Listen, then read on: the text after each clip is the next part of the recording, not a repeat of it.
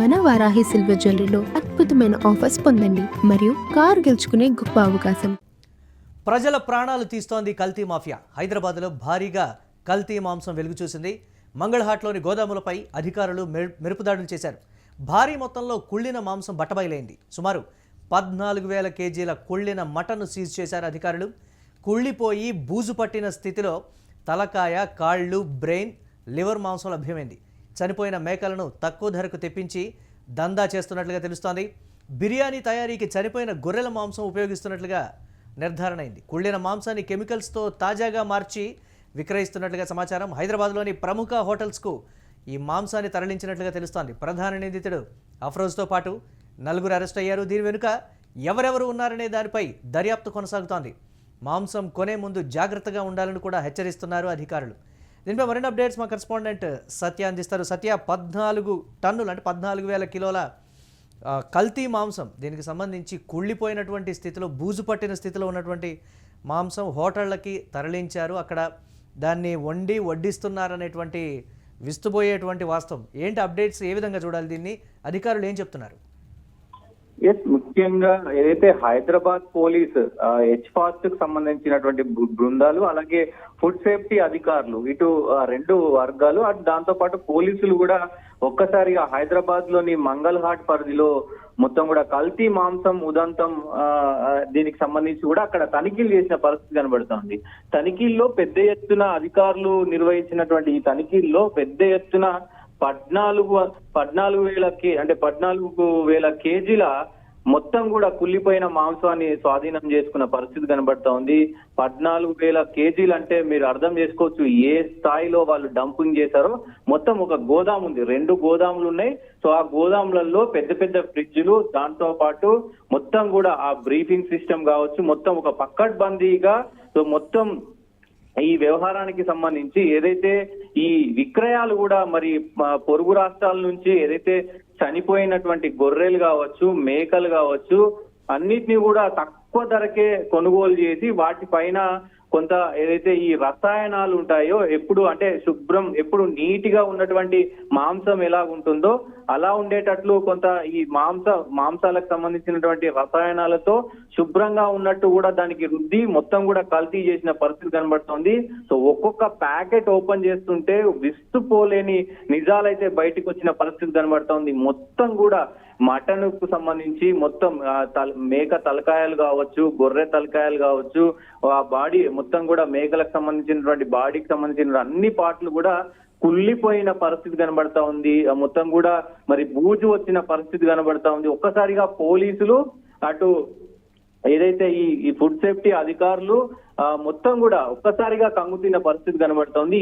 దీని మొత్తం చూసిన తర్వాత 14,000 కేజీల ఈ మటన్ ఒక్కసారిగా దొరకడంతో ఇటు హైదరాబాద్ వ్యాప్తంగా ప్రజలను అయితే కొంత అప్రమత్తం చేశారు. ప్రజలు ఎవ్వరు కూడా ఏ హోటల్లోనైనా చూసి చూడనట్టు ఉండకండి, కొంత జాగ్రత్త పడండి. ఎందుకంటే ఎంత డేంజర్ బెల్స్ మరి మోగుతున్నాయో అర్థం చేసుకోండి. ఇట్లాంటి సిచ్యువేషన్ మేము తనిఖీలలో ఇట్లాంటి సిచ్యువేషన్ ఈ మధ్య కాలంలో తరచుగా చూస్తా ఉన్నాం. ప్రస్తుతం మొన్న రీసెంట్ గా జరిగినటువంటి ఏదైతే ఫుడ్ సేఫ్టీ అధికారులకు సంబంధించినటువంటి దాడిలో కూడా ఇట్లాంటి ఘటన చోటు చేసుకుంది. సో దాంతో పాటు వారం రోజుల క్రితమే మరి భరత్ నగర్ లో దాదాపు 352 కేజీల చికెన్ కూడా, కుళ్ళిన చికెన్ కూడా స్వాధీనం చేసుకున్నారు.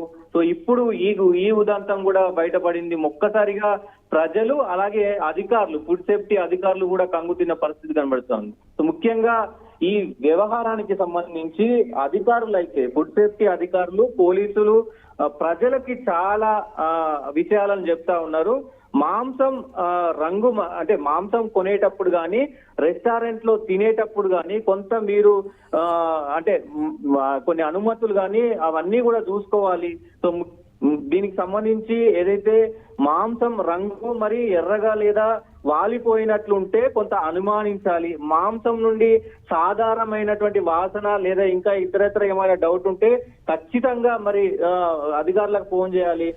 మీరు చికెన్ గానీ మటన్ గానీ వేరే ఏది తీసుకున్నా గానీ అధికారంగా గుర్తింపున్నటువంటి షాపులలోనే విక్రయించండి అంటూ కూడా మరి చెప్తున్న పరిస్థితులు కనబడతా ఉన్నాయి. సో హోటళ్లలో తింటే గనక ఖచ్చితంగా ఏ చిన్న హోటల్లో మీరు తినాలనుకున్నా అక్కడ ఉన్నటువంటి కిచెన్ ఎలా ఉంది, సో వాళ్ళు ఫుడ్ ను ఎట్లా తయారు చేస్తున్నారు, కిచెన్ పరిసరాలు ఎట్లా ఉన్నాయి, సో వాళ్ళ తయారీ విధానం ఏంటి, అప్పటికప్పుడు మరి కొనుకొచ్చి చేస్తున్నారా, ఫ్రిడ్జ్లలో పెట్టి చికెన్ మటన్ ఇవన్నీ కూడా డంపు చేసి చేస్తున్నారా అనేది ఖచ్చితంగా మీరు తెలుసుకోవాల్సిన అవసరం అయితే ఉంది అంటూ కూడా ప్రజలకు విజ్ఞప్తి చేస్తా ఉన్నారు. ఎందుకంటే ఈ మొత్తం కూడా వ్యవహారం ఈ కుళ్ళిపోయిన మటన్ గానీ చికెన్ గానీ తింటే మరి ఫుడ్ పాయిజన్ అయ్యే అవకాశం ఉంటది కాబట్టి, సో దాని తర్వాత మరణించే అవకాశం కూడా ఉంటది కాబట్టి పెద్ద ఎత్తున మరి ఇటు ప్రభుత్వం నుంచి అలాగే అధికారుల నుంచి కూడా ప్రజలకు సూచనలు అయితే వస్తున్న పరిస్థితి. దీంతో ముఖ్యంగా వాళ్ళకి సంబంధించినటువంటి నిందితులను కూడా అరెస్ట్ చేశారు. అయితే నిందితుడు అఫ్రోజ్ తో సహా మరో 4 కూడా అరెస్ట్ చేశారు. దీని వెనుక ఇంకా ఎవరెవరు ఉన్నారా అనే పైన కూడా విచారణ అయితే జరుగుతుంది. మీరు రైట్, థ్యాంక్స్ ఫర్ అప్డేట్ సత్య. ఇక ప్రజల ప్రాణాలు తీస్తోంది కల్తీ మాఫియా. హైదరాబాద్లో భారీగా కల్తీ మాంసం వెలుగు చూసింది. మంగళహాట్లోని గోదాములపై అధికారులు మెరుపు దాడులు చేసినటువంటి సమయంలో భారీ మొత్తంలో కుళ్ళిన మాంసం బట్టబయలైంది. సుమారు 14,000 కేజీల కుళ్ళిన మటన్ను సీజ్ చేశారు. కుళ్ళిపోయి బూజు పట్టినటువంటి స్థితిలో తలకాయ, కాళ్ళు, బ్రెయిన్, లివర్ మాంసం లభ్యమైంది. చనిపోయినటువంటి మేకలను తక్కువ ధరకు తెప్పించి దందా చేస్తున్నట్లుగా తెలుస్తోంది. బిర్యానీ తయారీకి చనిపోయినటువంటి గొర్రెల మాంసం ఉపయోగించారనేటువంటి భయంకరమైనటువంటి విస్తుపోయే వాస్తవం వెలుగు చూసింది. కుళ్ళిన మాంసాన్ని కెమికల్స్తో తాజాగా మార్చి విక్రయించారు. హైదరాబాద్లోని ప్రముఖ హోటల్స్కు మాంసం తరలించినట్లుగా తెలుస్తోంది. ప్రధాన నిందితుడు అఫ్రోజ్తో పాటు 4 అరెస్ట్ చేశారు. దీని వెనుక ఎవరెవరు ఉన్నారనే దానిపై దర్యాప్తు కొనసాగుతోంది. ఏ హోటల్స్కి ఈ మాంసాన్ని సప్లై చేశారనేటువంటి లిస్టును కూడా పోలీసులు వెరిఫై చేస్తున్నారు.